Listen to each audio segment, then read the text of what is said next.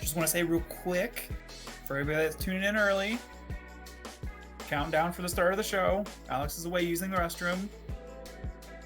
I feel like our COD pick'ems definitely got decimated.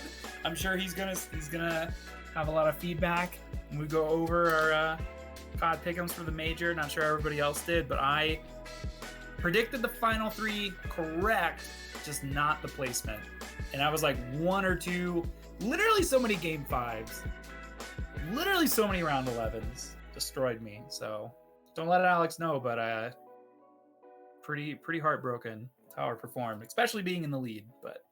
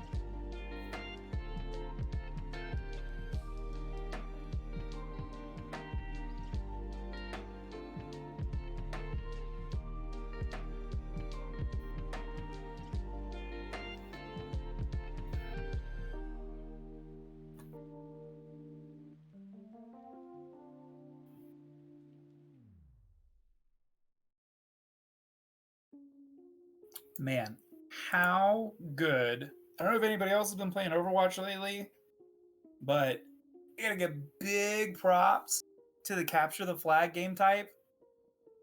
I don't know if it'll actually replace 2CP, but I've been having a blast playing it. It's super good.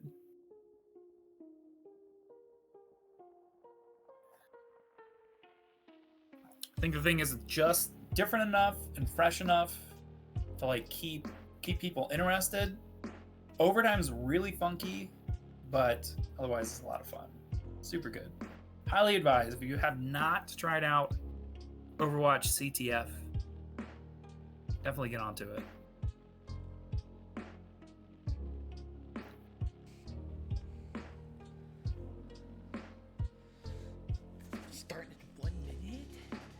1 minute.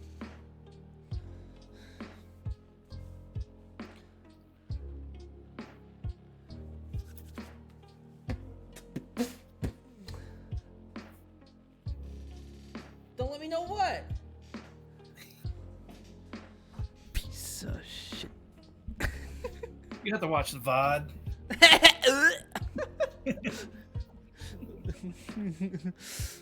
I let everybody know you were in the restroom, and I had some positive words. I may have had some negative words, not directed towards you. Wow, you had negative words directed exactly towards me. That's all I heard.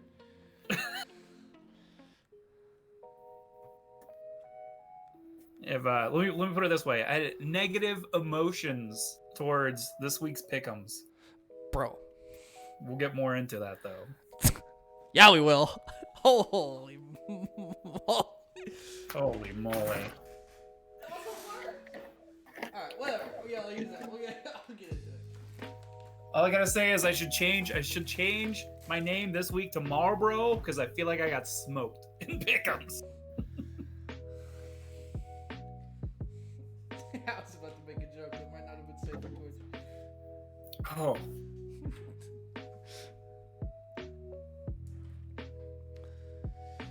Oh, it's time. You know what time it is? It's time for the LFTG Podcast, episode 24, brought to you by... Shout out to that sponsor. I'm going to go ahead and wind down this. What is up, everybody? We are here, back at it again with the LFTG Podcast, episode 24. And we got some juicy news.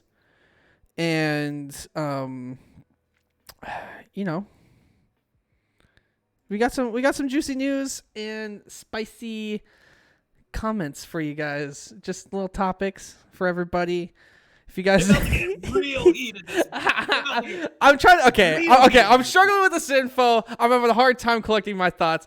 All right, if this is your first time here, let me welcome you by saying, hey, this is how we do things in this stream. We have the quick scope, which is fast, rapid fire segments. We have the reload, which is long form, a little bit longer form discussion about some of the topics we have, and then our upcoming events. That's pretty self-explanatory. Our upcoming events. I am your host, Refresh, and this is my co-host sitting next to me always, sometimes, but not really.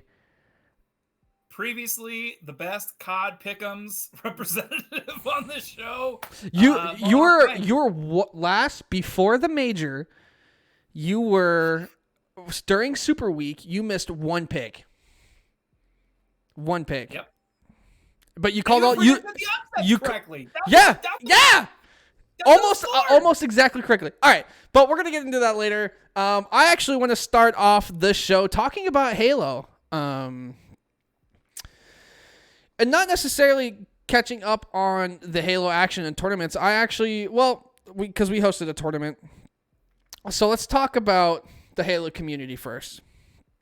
Courage JD posted something about wanting Halo Infinite to have BR mode. And he got a ton of backlash over the weekend saying that he's not a true Halo fan. Moses even stepped in and said, if you make money playing other games and you say you're a true Halo fan, you're not a true Halo fan, which I don't believe that's necessarily fair, because there's a lot of true Halo fans that can't make their money in Halo right now. And it was just this weird moment of me sitting back and staring at Twitter wondering what is going on here. It didn't make any sense to me. I was just trying to figure out where all of this was coming from. And it's just what more do you want from the world? I don't agree with his opinion. I don't think we should be focusing on having a battle royale mode, but also I don't feel like he should have received any backlash from wanting a battle royale mode. I completely understand why. It's super easy to stream. It makes the game entertaining. I I just what do you? I think I have a very interesting perspective from this, because I feel like I'm the complete opposite of what most people are. So for me, I think it's horrible. Obviously, there's like all this backlash. The Halo community has been through so many like tumultuous changes from like one game to the next, and like there's a lot of like faith that's been lost, specifically with 343, especially going to Infinite. The game's been delayed. The preview that we've seen hasn't been as good. But my take is that I come from the opposite end, where the majority of people that I know that are fans of Halo, specifically the Halo series, are still fans of Halo because of the single player campaign, and multiplayer just happens to be this auxiliary thing that they jump on periodically and play. Not everybody follows the MLG format. That is like a whole other sector of the community. That's a very large portion. But I think to call somebody, you're not a Halo fan if you're not making money solely off the game is ridiculous. Like for me, I have never played a campaign within Halo. I actually didn't really get into Halo until Halo 3, but I've been watching competitive Halo basically since it was inception. So it's odd to me that you have all these people that are diehard multiplayer fans that like are, kind of the most vocal members within this community. I just think it's a poor representation overall of the scene in totality. I agree. I just, man, the Halo community is just in this weird spot where we just like, we're waiting for this new game to come out. I think we, as a community, we made a couple of bad decisions swapping to another game before we were really ready. So now we have one side of our competitive players playing Halo 3, which is fine. And then we have the other side playing Halo 5, which I think is what we should have been doing this whole time. I think we could, instead of focusing so much on MCC on PC, I think we should have focused how well Halo 5 ran and focusing on enabling crossplay from PC to Xbox with Halo 5. It's a new game. It runs smooth. It has dedicated servers, which other shooters still don't have. And then when we swapped to Halo 3 and then came back, a lot of people were like, oh, well, Halo 3 is not it. Let's just go back to playing Halo 5. And it's like, not only we're having a hard time making up our minds on like what we think should be happening in the community. And I don't think it's fair for a lot of people getting backlash, but whatever. We're going to move on to the other little part of our Halo news. We hosted a Halo tournament this last weekend. We hosted our Halo 5 1K Invitational. We have four qualifiers. We hosted our second qualifier. So I just wanted to go through basically your top four. I'm going to go ahead and go through the bracket real quick.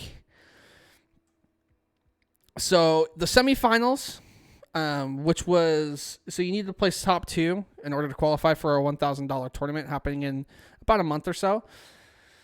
Our semifinals were consistent of Demon and Vemzy versus Fireboy and Lagging. It was a pretty close game. Game 1 was interesting. Demon and Vemzy kind of been on a roll.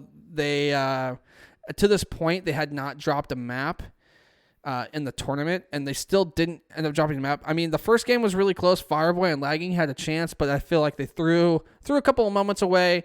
So Demon and Vemzy ended up moving on to the final, qualifying for our event. And then on the other side, we had Luffy and Rorge versus Pro and Legend. And this was a better series. Luffy and Rorge actually did a little reverse sweep on Team Legion Knight, and they ended up qualifying for this. And then basically what happened in the final, you had Demon and Vemzy steamroll Luffy and Rorge. So the finals were a little bit underwhelming, but congratulations to Demon, Vemzy for placing first, Luffy, Rorge for placing second. Both those teams got cash prize. Also, they qualified for the 1K event.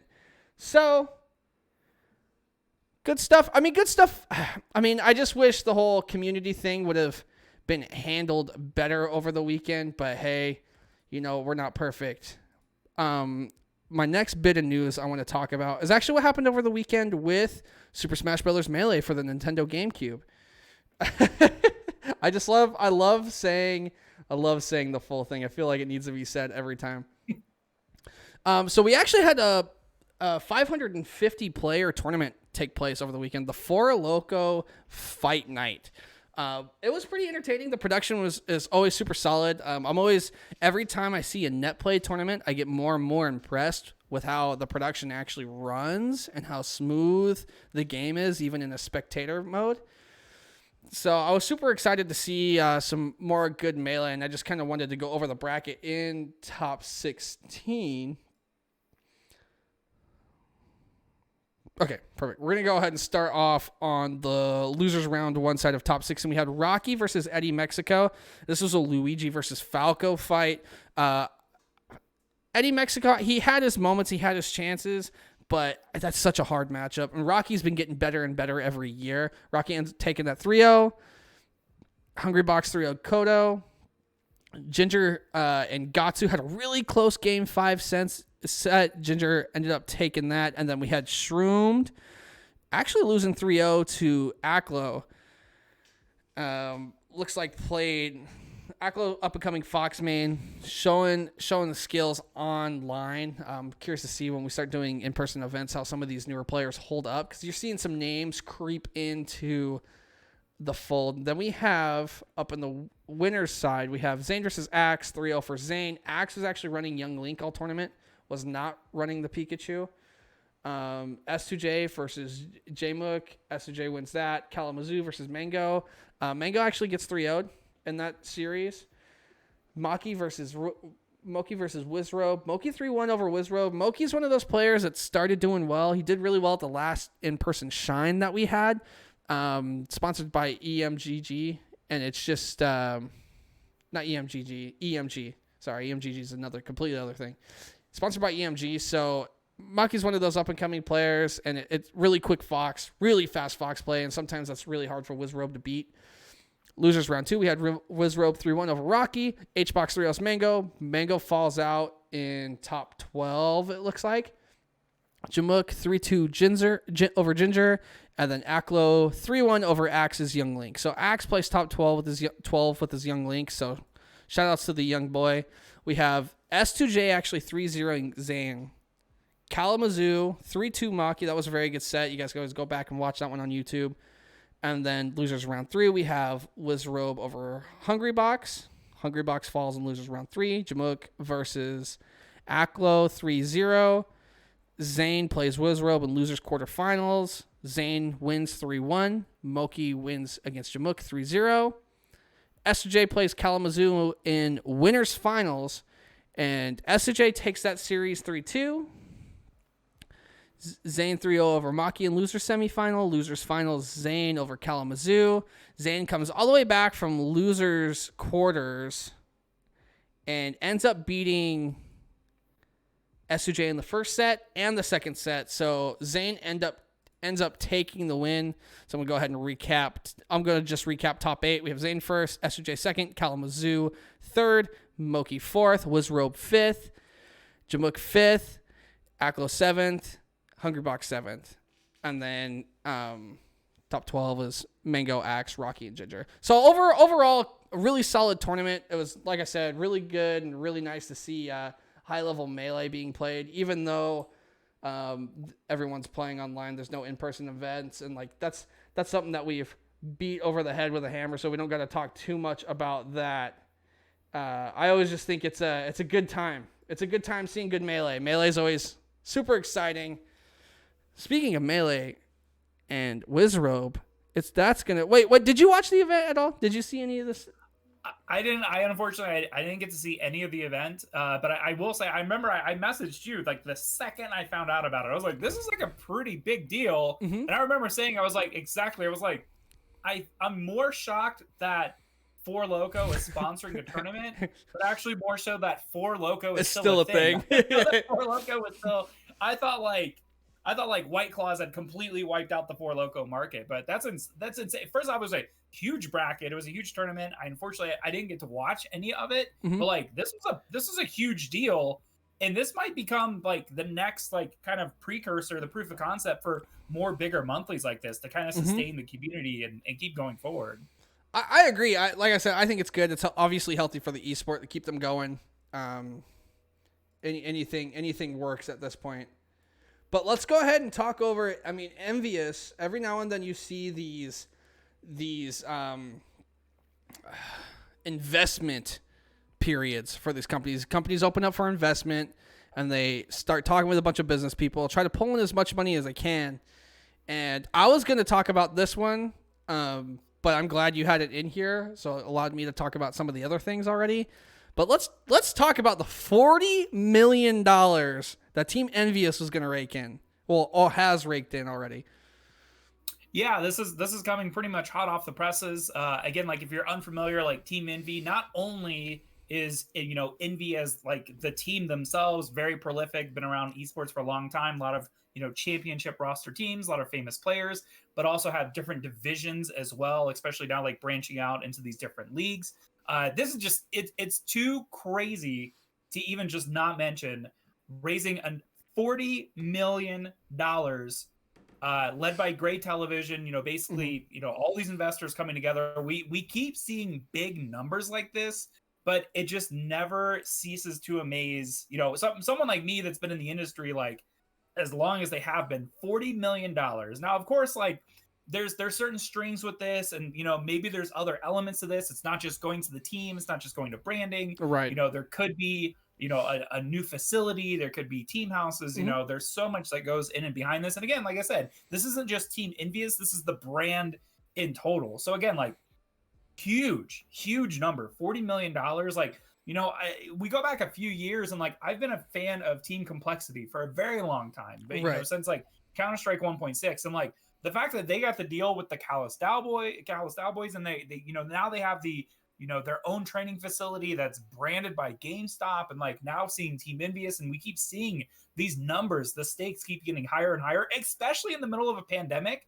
There's not a lot, aside from previous history, that I'm not sure these teams can really throw on the table, like as far as pitches, like these are what we're currently competing in, and these are our players, and this is, you could show market data all day long, right? But like not even having the physical presence, like this is insane to me. $40 million flat out across the brand.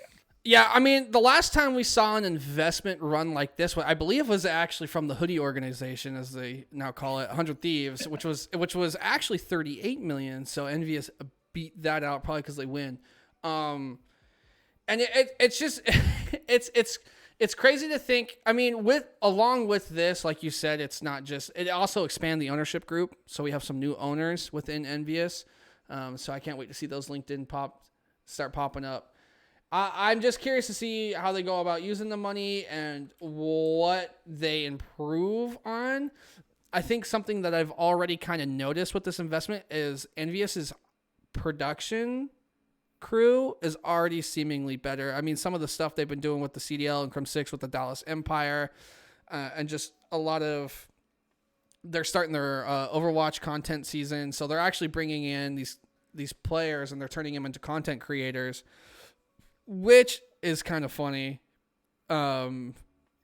But I think it's good. I think that's a step that this brand in particular needed to make, because Envy has always had a great esports team.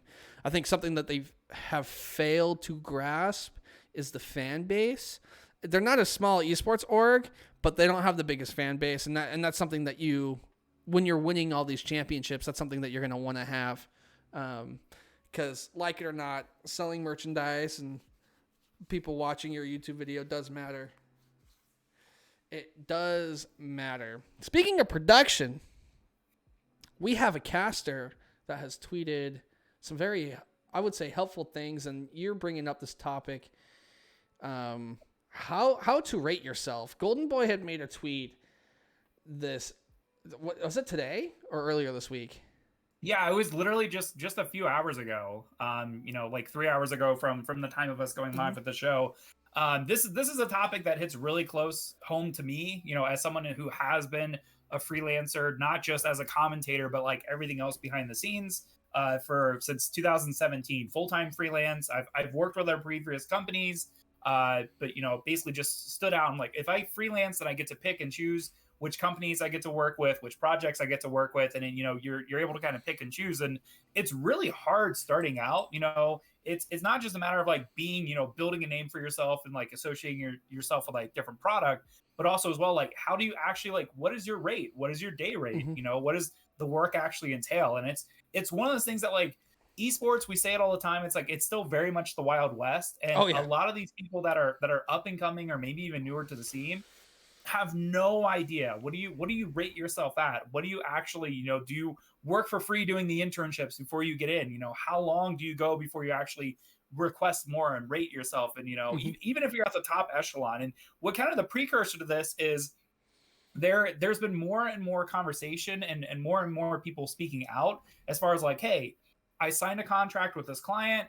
They guaranteed me, I was going to be doing X number of weeks for this broadcast. And then it literally last second turned into it's a show match or it's something different. And so this is not just Golden Boy like reaching out to the community. This is on the back heels of, it was specifically for Overwatch, for the Challengers League, but this is something as well. Like, Golden Boy just happened to be the first one that I saw, but other people with like within League of Legends and like Apex Legends, like all these different communities are stepping forward and be like, hey, listen, like, I know I'm at the top of the echelon, right? Like, I've done all of these amazing things, but like, don't be afraid to reach out, because you never want to sell yourself short, but you never want to overshoot yourself as well. And the thing is too, is like, all of this information has been private, and, very seldom, I can't even really think of an instance where it's like, hey guys, I'm doing this event this weekend and this is what I'm being compensated. Like, nobody has any idea like where to quote yourself. So I'm very happy to see, obviously, like, Golden Boy, known him for a very long time, like, very cool of him to be completely open, and a lot of these other like prolific commentators and casters as well.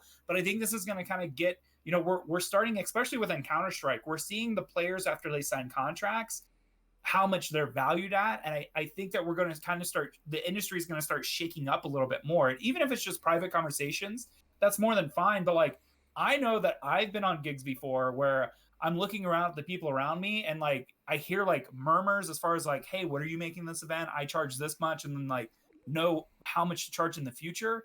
But it's just, it's such a crazy game to play, because especially if you're getting more into the scene, even if you're like that mid-level or, getting ready to step up, you're like, how much is too much or how much is too little? It's such a guessing game. Yeah. I think the big thing is that, like you said, a lot of people don't know what to charge. I think a lot of people try to almost overcharge. I feel like they don't put realistic expectations on themselves. And then, like you said, sometimes it does trickle in where they don't charge enough, and then they feel like they're getting a deal. But I've run into multiple instances where putting events together for other people, and then they kind of just, oh yeah, we'll pay our commentators this much.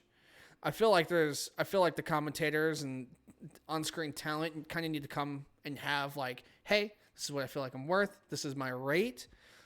It's obviously like negotiable, and then let's go from there and talk about it, because I feel like the big struggle is right now. It's like, all right, well, what do you think is fair? Half of them come back and they say they don't know. And it's, and if you want to be in this professional scene and you want to come across as a professional commentator, you should have somewhat of an idea of what you expect to be paid or how you expect to be compensated in any way. Because there's a lot of people that don't get compensated properly, whether it's too much or too low.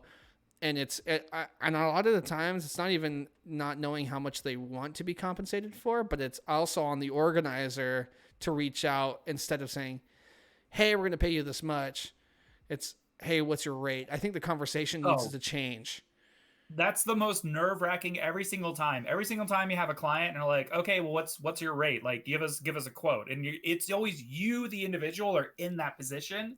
And it's never you receiving the offer. Very, very seldom. Do you have a client that's like, hey, we have this much budget. We would like you. Here's your duty. Here's your task. Could you do it for this much? That not on like the very, very top levels of organizations does that happen. It's always, okay, give us your rate. What is your rate? And I feel like the majority of people undercut themselves because they're afraid they're not going to get that. They're not going to get that opportunity, not going to get that work. And this is a topic that I want to discuss a lot more, especially going on into the future. I just felt like there were there were a couple other topics that I wanted to like get out just because they're fresh, but this is something too that I absolutely want to get down the road. And again, like anybody as well. Like if you want to message me Mm-hmm. on Twitter, send me a DM at the Mohawkmike, like literally anything, because not just commentary, but also like broadcast behind the scenes work, event logistics, stuff like that too. Completely open book. Message me. Happy to give any advice and mentor along the way as well too. So this is definitely a topic we're going to touch back later. Oh yeah, for sure. I would love to have someone on. I mean, we had what, episode 11? We had Rodney. So if you guys want to go to our YouTube LFTG official, we actually had a commentator come on and talk about like kind of like how commentating works. So that's a good reference that we already have. We didn't talk too much about rates. I feel like that's something that's hard to talk about with a commentator on screen, but I think getting another production person in here and talking about that would be pretty good. All right, but we're gonna have to move on from this, and we're gonna get into.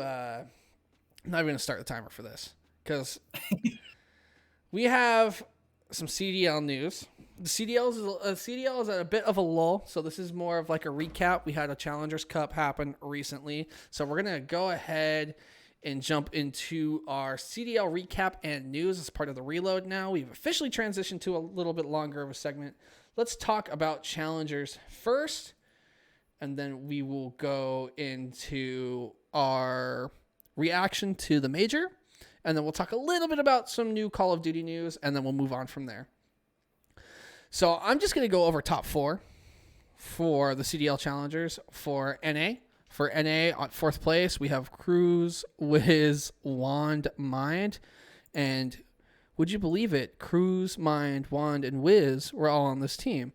They end up placing 4th place, taking home $4,000 and 3,600 pro points. Congratulations to them. Built by Gamers have come back a little bit. They ran into a little bit of an issue in the Elite Series, but they bounce back a little bit stronger, and they placed 3rd in the Challengers Cup, which is Kismet, GodRx, Pander, and Pentagram. Remember, you have a few of the teams like New York Academy and West Star still an elite, so they don't really have to play in these right now. And we have Zerial, Archives, Jimbo, and Subliance in 2nd. And then in 1st, we have Insight, Decimate, Draza, and Twerk. So an update on this particular squad that took 1st. Twerk is actually going to be replaced by a player that we're going to be talking about here pretty soon that recently just got benched in the CDL. But before we get to that, man, what happened this week with the major itself? We're going to go ahead and move this over. It's just been a, the first major was very interesting. We're going to go ahead and blow this up, and then we're going to go ahead and move on over to our full screen right here. So let's react to this major a little bit. Here is how the major panned out. We have our round 1 losers, eliminations. So, Mike, let's get this out of the way. You and I, we've both filled out a pick'ems bracket. We have our score tally right now for our current matches correct. Not exactly down by game, but our matches. You are currently sitting at 22 points. I am sitting at 17. So with your pick'ems, you can see above the match, there's a little green tab. How many of these did you get right? Let me refresh because I haven't actually. I basically just like tore apart my pick'ems. Okay, let's see here. So I have 1, 2, 3, 4 total. Okay, so we tied because I myself got 4 correct as well out of the 20 or so matches that happened over. This was our pick'ems were abysmal. Yeah. Let me ask you, did you score any of them correct for the actual series scores as well, or just the pick'em? Because I have 2, 4, 6, 8. I have 8 total points off of my pick'ems. So I'm curious if there was a tiebreaker. Same here. Rough stuff. So none of us get points this week. I don't feel like we deserve any points. We'll wash it. So you're still sitting at 22, and I'm sitting at 17. I was really hoping. If Seattle Surge win that first, my whole bracket changes because my winners actually wasn't too bad. I was pretty close, and if Optic would have beat Dallas, I would have been very close on the winner's side. But it didn't end up working out. So let's go ahead and go over the matches. We have our round one losers. Seattle Surge. I got this. See, here's the thing. I got this beautiful, beautiful. Look at my long sleeve. I got this beautiful long sleeve for the weekend. Decked out. But do you know what day I got it? Do you know Saturday? No. I got it Thursday, which is the day after Seattle Falls. So I was super hyped. I was like, I'm going to win this because they're going to wear this. They're going to make a run. Maybe if I would have had this shirt one day before, I could have, we could have gone through it. But we're going to start off with round one. We're going to go with, so Mutineers 3-1 over Surge. We have Ultra 3-2 over London Royal Ravens. So Surge and London take last place. They're officially last place in the power rankings as well. Round two, I thought Paris Legion was going to put up a little bit more of a fight against the Mutineers than what they did. Mutineers came out super hot. Skies and Awakening in particular. I think Awakening dropped a 1.3 overall for the weekend. I think he had like the fourth highest KD of the whole weekend. And I think the most first bloods in Search and Destroy. So Awakening looking super, super good with the AR. We have Rocker versus Ultra. Rocker fall to the Ultra in a really intense 3-2. We're going to jump on up to winners round one. Chicago 3-0 over Subliners. That's one of the matches I predicted correct. And this next match was a complete and super sad disappointment. We had the LA Thieves fall 3-0 versus the other LA team, Gorillas. So Gorillas really strong showing on that second day. And then we're going to move over losers round three. New York Subliners, really intense series over the Mutineers 3-2. Thieves 3-0 Ultra. Round four elimination, we have New York Subliners win again 3-1 over LA Gorillas. Optic 3-1 over LA Thieves. So that's a match that in my bracket happened in the grand final. So losers, that's how you know my bracket was a little messed up. We're going to go ahead and winners round two. Empire squeaking out the 3-2 victory in our Game 5, Round 11, Search and Destroy on Checkmate. Optic just couldn't put it together on that last map. Fell to the Empire, and then Atlanta came out and hot 3-0'd LA Gorillas. One of the games looked close. I think it was maybe the hard point, but besides that, there was really no chance. And then here we have losers round 5. Subliners get their revenge on Optic. Subliners end up securing a third place spot over Optic, 3-0 over the Optic squad. And then winners finals, we had FaZe 3-0 Empire in the losers final 3-0 New York. And then we had a stomping in grand finals. FaZe 5-2 over the Empire. FaZe is your first stage one champions in the major. They go completely undefeated, not dropping a series throughout all of stage one, including all of the group play matches. FaZe came out super hot. I'm convinced FaZe is the best team in the game. I wouldn't have argued against it if someone would have told me before the major, but now it's pretty clear that Arcidy's coming in as the more methodical player, and you heard it a lot in the Astro Gaming listen-ins. He had a lot of really good communication, a lot of good in-game leadership. I think that's something that FaZe needed last year. They were a group of young kids. They played really fast, and when the game slowed down, I feel like that's when they failed to really meet expectations. Is there a team in here that you're disappointed with? Yeah, Dallas. I picked them to win. I picked them easily glide into grand finals. And it's like I was able to predict the top 3 teams. Their just placements were wrong, and I actually predicted the match score of the finals just with the two completely different teams. I mean, Dallas, I'm shocked. Here's the thing. It's not so much that I'm like disappointed in the performance of Dallas as I should be that I underrated FaZe as much as I did. Obviously it's one thing to go with like the previous champs. It's easy to back the winning horse, that's been a previous champion, but like FaZe just came out super hot and like really, really looked untouchable through a lot of these series. Subliners, I'm very proud of. They performed as well as I said they were going to, just on the opposite end of the bracket.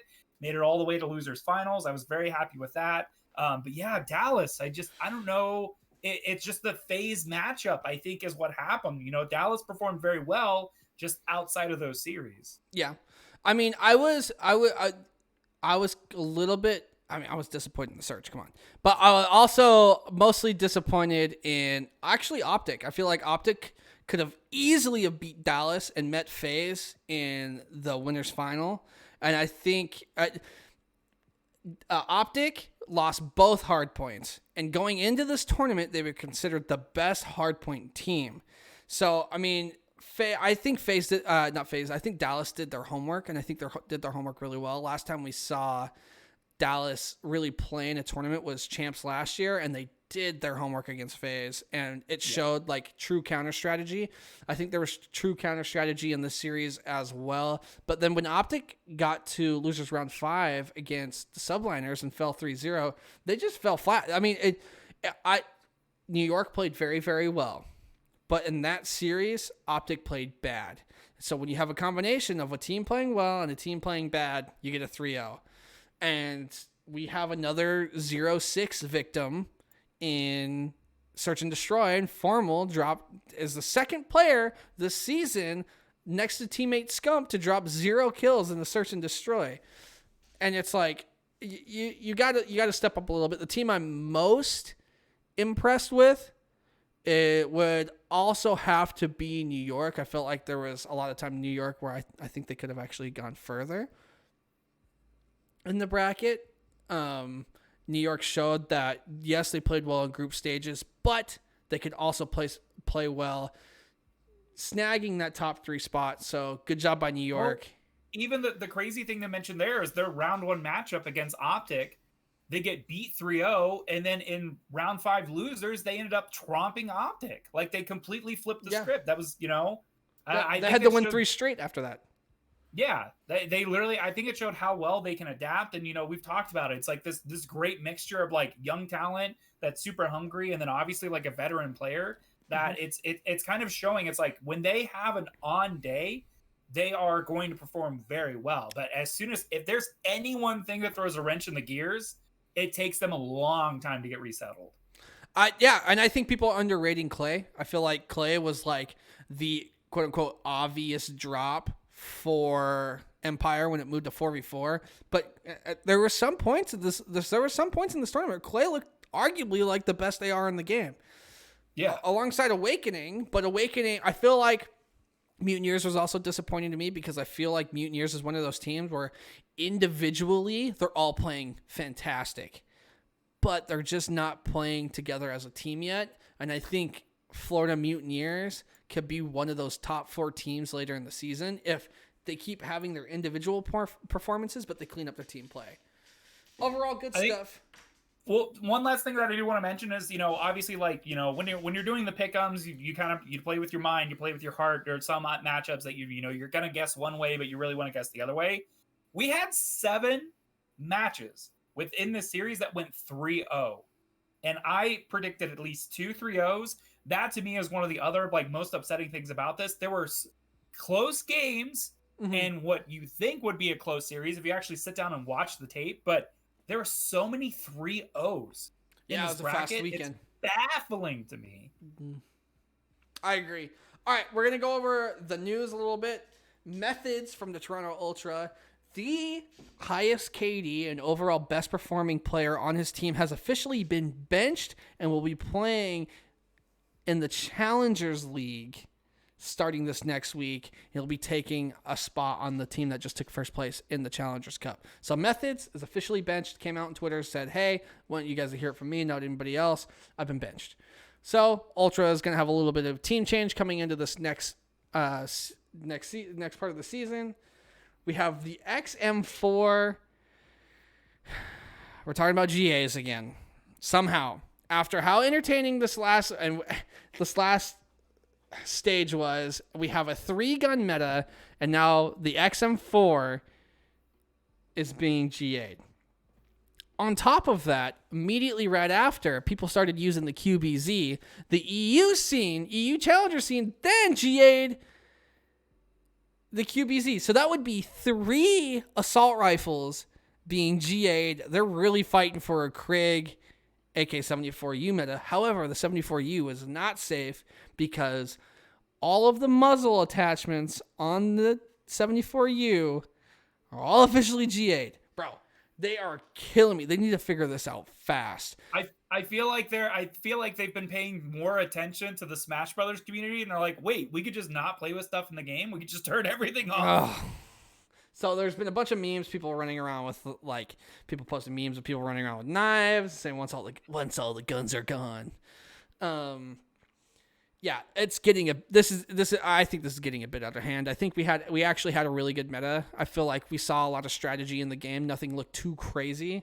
The 74Us were doing well up close. The Kriegs were doing well in solo play, and the XM4 was a fast AR. I thought it was a good meta. Apparently the pros don't. But FaZe, New York, and I believe Florida are all not wanting to use and are not wanting to do these GAs. So for the first time, we actually have some professional teams threatening not to go along with GAs that they feel are dumb. Finally, let's get into that. I mean, that was a little bit long, but we have some young guns in the community. Speaking of young guns, do we need toddler guns? Do we need little tiny babies competing in the pro scene? Talk to me. I don't know that we need. You know what we need? We need more muzzles. I think that's the biggest thing.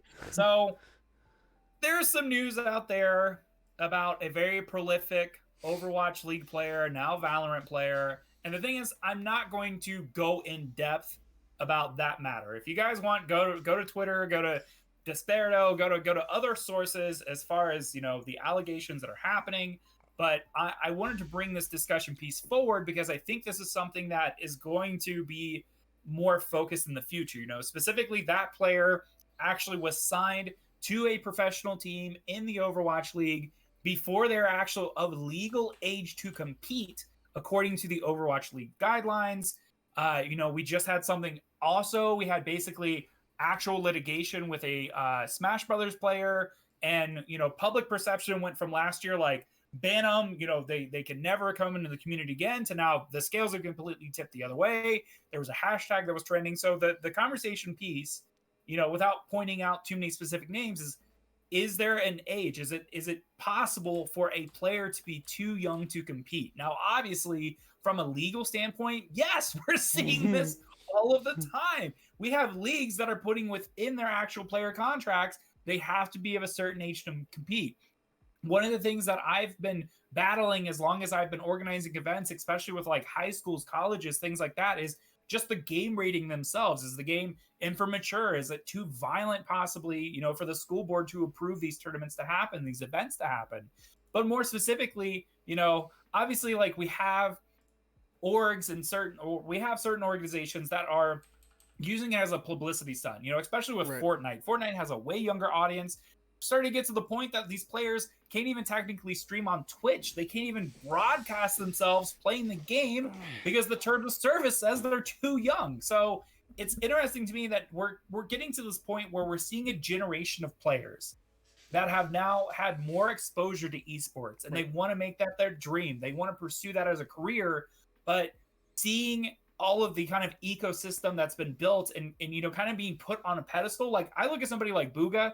Booga is a phenomenal representation, you know, a very young player. There was a bunch of headlines when he won, you know, solos Fortnite World Championships, you know, a great representative. But then on the other side of this, I feel like there are more bad apples and more examples of Yes. players being too young and not being able to kind of be wrangled in, rather than, us building a professional league. Right. I've said this before on this podcast. I'm gonna say it again. You should be old enough to sign a legal document by yourself in order to become a pro. Period. And I think this would be this would be a good thing for high school and college esports scenes to develop, because you would keep those players in those leagues a little bit longer, allow them to develop their skills, make those leagues a little bit more entertaining. But you're seeing players either getting in hot water, not being able to handle themselves on social media, not being able to stream on Twitch because they're too young. I don't think the game rating matters. I think if you cannot sign a legal document by yourself, you should not be able to become a pro. You should be able to handle yourself as an adult in some capacity to become a professional gaming athlete. I just think that's just how it is. Some people would disagree with me. I mean, there's a lot of really good, talented young players that have won millions of dollars. Like you use the example of Booga. I love that the history's there. If Booga was 18, I would have loved it a little bit better. And and I think that's a great way to put it. Exactly. There are other things. Not even think of it, the conflict of interest. We have seen stories and we've heard reports of parents, especially after seeing Booga win a championship that young, they're pulling their children out of public school to homeschool them, and then they're hiring coaches to try and coach them so that they can become a professional gamer, whether it be content, as far as Twitch, or actually like an actual like competitive esport competitor, getting signed to teams, getting these, when you have teams like Envy that are raising millions, tens of millions of dollars at a time, and you're seeing, that headline, just the buzzworthiness of like somebody reaching out to that is creating this kind of weird eco space. And the other thing to me too is like, I didn't grow up with social media. That wasn't a thing. But like some of these players, just it's so idiotic, as an older representative, from a generation past before this was even a thing. You are one tweet away from ruining your career. And it's so crazy seeing some of these players, especially with these high profile orgs, that literally overnight destroy their reputation without a second thought. Yep. I think waiting till you turn 18 allows you to do a couple of things. It allows you, one, you can focus on school a little bit more. You can be like, hey, I can't even really compete until I'm graduated. Obviously, you can compete at a lower level, do all that fun stuff. And like, yeah, there's controversy about parents taking their kids out of public school so they can train and become a professional esports athlete. But parents do that with traditional sports as well. So that's not just an esports thing. I don't really, as long as those kids are able to develop and handle themselves in an adult capacity by the time they turn 18, and they're able to really think for themselves. And if, let's say, one of those kids got taken out of public school, does still have the social skills, has the business knowledge, and now able to compete at a professional level when they turn 18 right out the gate, I don't think that's necessarily a bad thing. I think the bad thing is parents are expecting this to happen when their kids are 13 or 14, 15, 16.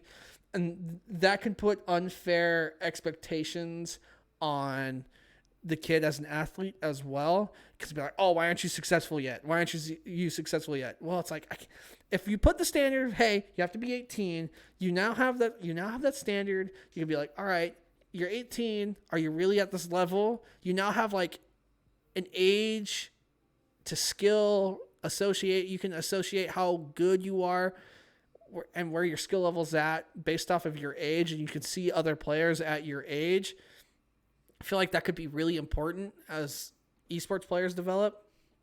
Like I said, my final note on this is should be 18. Shouldn't be any younger. I think good job, Call of Duty League. They're one of the first ones to actually, you have to be 18. Let's get everybody on that trend. Let's do it. Do you have anything more to touch on this topic, or do you want to skip along? We can jump, because here's the interesting thing. We can jump on to the next topic, because I wanted to specifically have that discussion to kind of lead into this one. So for anybody that hasn't heard, Belong Arenas is I would say is like a one of the bigger organizations. Like, we all know of Esports Arena. Like, Esports Right. Arena was kind of the first major one, at least within North America. They had their locations in California, and then they opened the one in the Luxor in Las Vegas, and then even started to get to the point where they were actually building their esports facilities within Walmart locations. It was all groundbreaking. It was all futuristic. But now we have Belong Arenas. There was a quote specifically from Mike Sespo. If anybody doesn't know, Mike Sespo, one of the original people behind Major League Gaming, actually got hired on to Activision Blizzard and helped form the Overwatch League and part of the Call of Duty League as well. Mike Sespo has been all over the industry, and he's one of those names that, like, when you see his name mentioned, you have to pay attention to what is happening. So Mike Sespo, specifically with Belong Arenas, they're planning on opening a lot of arenas across North America, these LAN centers. And one of the things that he mentioned is that there's going to be a focus on youth activities, youth esports, basically the same way that, you have Pee Wee football, you have, T-ball for kids. Like, they're wanting to kind of develop the same program. And I feel like this is a great discussion piece, because, again, we're coming off of when, is a player too young to go pro? Is a player too young to be competing, Right. In these big organizations? And now we have here Belong Arenas, which is, kind of like you mentioned, we're kind of missing this piece. We do have high school esports, organizations that are doing events and, doing actual like in-person activities prior to the pandemic. Right. A lot of universities are using it as a recruitment tool, but we're seeing collegiate esports as well. And it looks like Belong Arenas is kind of wanting to kind of piece all of that together. But then the big piece with this too is, like, for me, as someone who came also from a background of playing a lot of tabletop games, I played a lot of card games, a lot of board games. Everybody has their local card game store. Right. Everybody has their friendly local game store that you can go and you could play Pokemon, Magic the Gathering. There's usually weekly events. And, sometimes they tie in esports. They'll do like fighting games and stuff like that. But like, we haven't really had anything like that for esports. And I feel like this is the next step forward. So by developing these younger players and kind of giving them a place that already has guidelines, already has rules, already has competitive rule sets in place, allowing them opportunities to play with people of their same age while also developing these programs, I think is a huge step forward. And something we've talked about, time and time again. It's just the actual logistics haven't been there. But now it looks like Belong Arenas, with this focus and with a lot of their facilities opening up hopefully soon within the next couple of years, might be that puzzle piece that we've all been waiting on. Yeah, I think focusing on young talent right now and really developing and teaching them how to handle themselves in this type of an environment is going to be super helpful for the future of esports, and helpful for even the perception of the outside view of esports. Because every now and then you have someone that doesn't know anything about it. They just kind of see what happens on Twitter and they're like, all right, these people are crazy. But if you start developing people that can handle themselves realistically in like a space, like especially like this and a facility like this, I feel like there's a lot of potential to learn a lot from the people around you. So I'm super excited. I mean, obviously I'm always excited to see facilities pop up. I'm always a huge advocate of, hey, let's get together, let's play in person, let's have a good time. And this is just another one of those things, I believe, that kind of feeds into that mindset. Yeah, well, think of it from the aspect of like being a parent. When you sign up your child to play, like whether it be soccer or flag football or whatever it may be, a lot of these organizations are nationally recognized, and there's such a prolific kind of organization behind it. Like the NFL has their Play 60 program, and it's easy to tell, like, is this an official youth sports program that is backed by a bigger brand, or has a a long history backed behind it? There's nothing like that for esports. So to be able to actually take your child who's like, hey, I heard there's a Fortnite tournament, I really want to go play, to be able to physically walk into a facility and know, okay, this is what it's all about. You're able to learn. Right. There's a lounge area for the parents. So like while the kids are competing, the kids are being very social. They're playing with other people locally, and it's not just an online, kind of connection, because that's the hard thing too. I think for parents as well. It's like, yes, I know my child is playing this game, but who are they playing with? What are the actual Yep. activities they're partaking in? And having something where it's more tangible for the actual grown up and the parent, and to see and actually talk with a representative is totally the right step for any of these kind of youth programs going forward. Right. This turns esports more into like a, especially for the youth, like a t-ball or a basketball, Yeah. like a rec program. I think you can see this as the equivalent standard to that, and I think that's super good. You give people a place where they can learn about it, especially the parents. Because there's a lot of parents that are coming up now with younger kids that have they know a little bit about esports, but probably just watched MLG back in the day and they knew people started making money playing video games and they don't really know how. And I feel like if these facilities do it right, they can also teach people about the different avenues of esports, not necessarily just being a player. Because that's a very big misconception that older people have about, or people that are just unaware of the actual scene itself.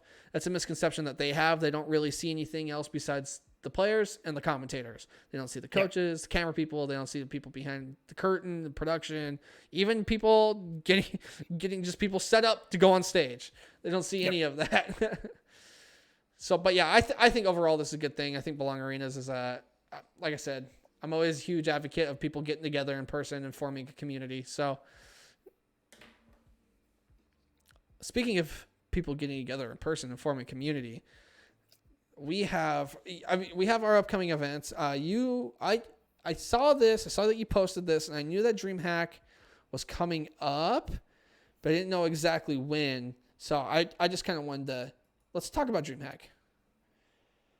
Yeah, so the interesting thing is we know that DreamHack has dates that are, basically they're kind of soft proposed towards the end of the year for both North American and European events. I wanted to specifically highlight the DreamHack Open for Counter-Strike, specifically the North American and South America League. I sent out a tweet earlier this week that it's one of those things, like, I follow a lot of esports. I'm kind of all over the place. I don't get the chance to really sit down and watch everything. But there was specifically a clip from the South American portion of the bracket from the matches from earlier this week that the commentators, even though I don't speak Spanish, I completely understood everything that was happening. There was a couple of no scopes. There was like a very, very cool op kind of montage that happened.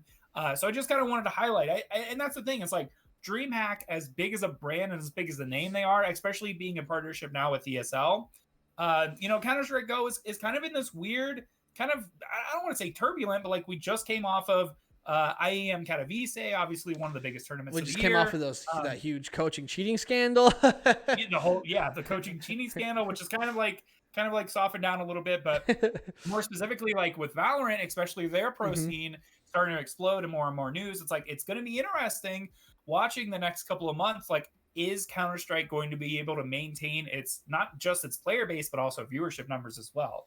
So specifically, if you didn't check out IEM Katowice, definitely go back to watch the round of 8 for StarCraft 2. Viewership was insane. Matches were insane. It was very good, but also all the Counter-Strike matches as well. But specifically, I wanted to highlight this tournament series. Again, like, this is like a monthly kind of activation that DreamHack is doing specifically. So there are some big names in the bracket, not necessarily some that like everybody is used to seeing like week in and week out as far as like a lot of these majors. Right. So specifically for South America, they're down to the top 4. So the upper bracket is in grand finals, lower bracket is in losers bracket finals. And again, this is going to take place Saturday and Sunday. So you have in the winners finals, you have Imperial Esports and Shark Esports are going to face off. Lower bracket final is Haven Liberty and 9Z Team. On the North American portion, you have Bad News Bears is sitting in winners finals against Extra Salt. And then in the lower bracket, you have Rebirth Esports versus Pain Gaming. And again, like, this is kind of a situation where it's like all of the major pros are kind of locked in. They're competing in other leagues. So like watching these monthly events, if any of these teams fall off, if any of these professional players decide to switch to another game, these are going to be the new pros and these are going to be the new teams to really keep an eye on. So I think this is more of a scouting activity than it is actually like, hey, this is going to be the craziest event of the year. You need to watch. Don't miss it. You got to be there. No, this is going to be the future of Counter-Strike going down the next couple of months. I mean, this is kind of, Counter-Strike is in this really weird position where if like players aren't making it on pro rosters or switching over to Valorant, and it's like I think the DreamHack Open is a good opportunity for new players to step up into those shoes that people are kind of leaving behind. I think the DreamHack Open's always kind of been like a really solid place for Counter-Strike. So I'm super excited to see it return and continue. I like Counter-Strike a lot. I think it's one of the most esports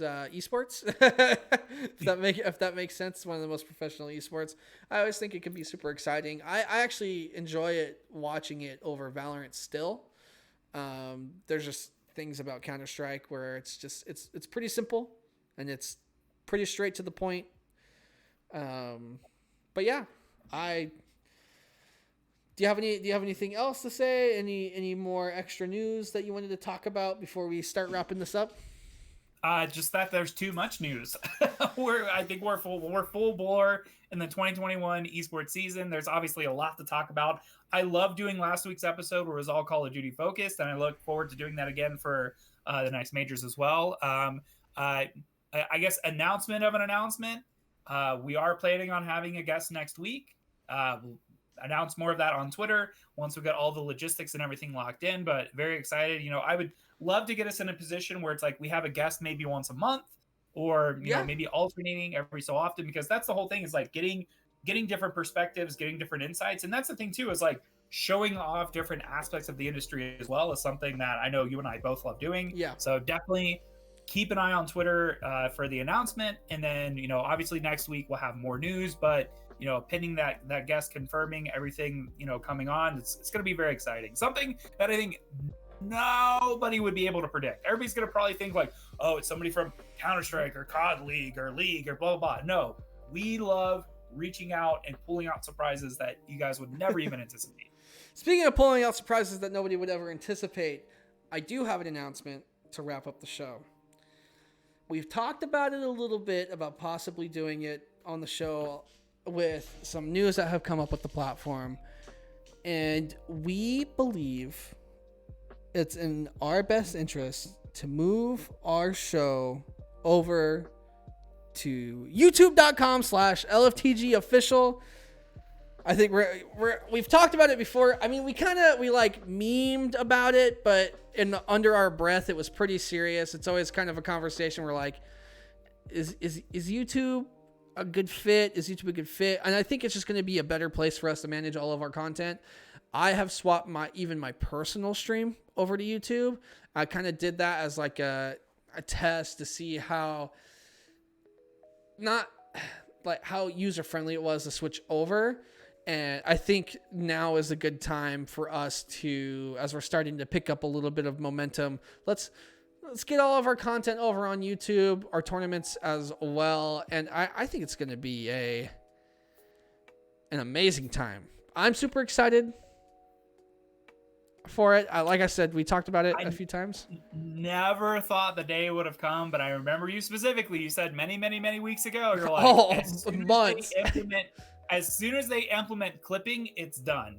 Yeah. And what better time to give it a try? Obviously, there's benefits both ways, but definitely, excited to transition to YouTube.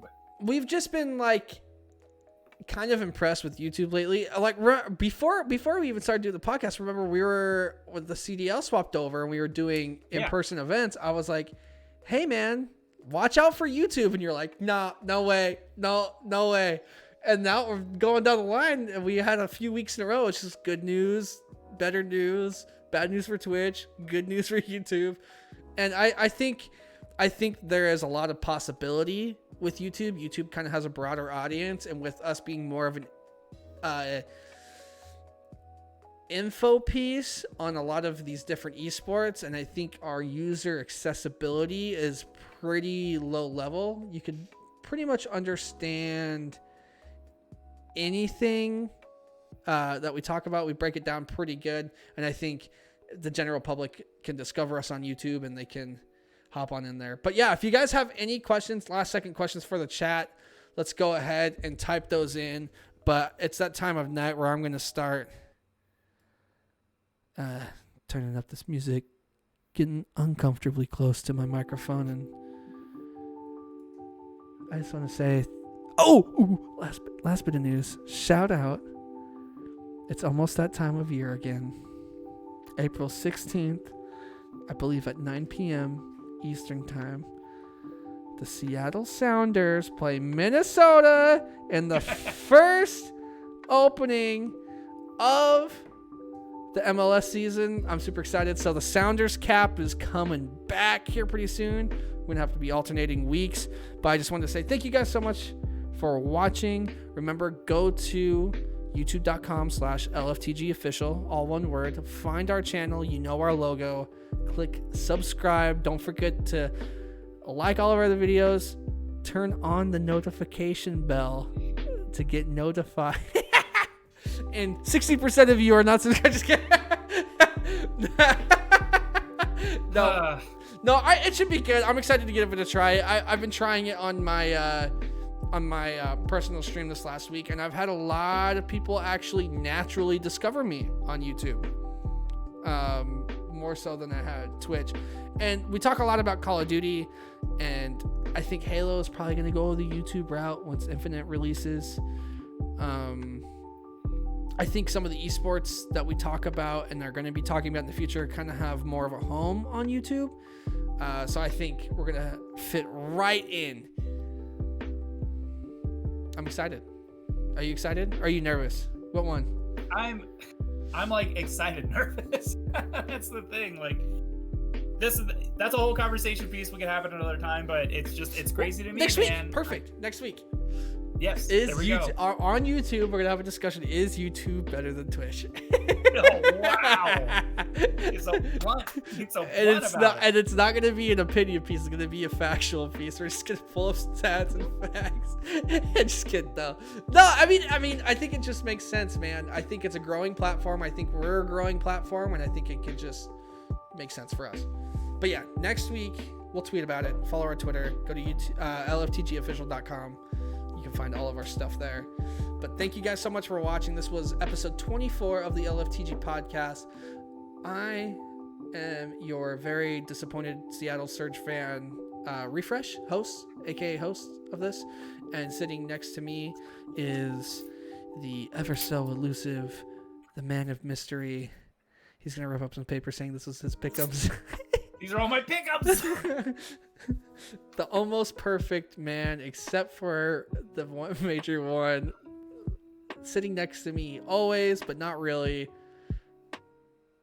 Mohawkmike. See you next week on YouTube. See you next week on YouTube. Don't sound so disappointed in it.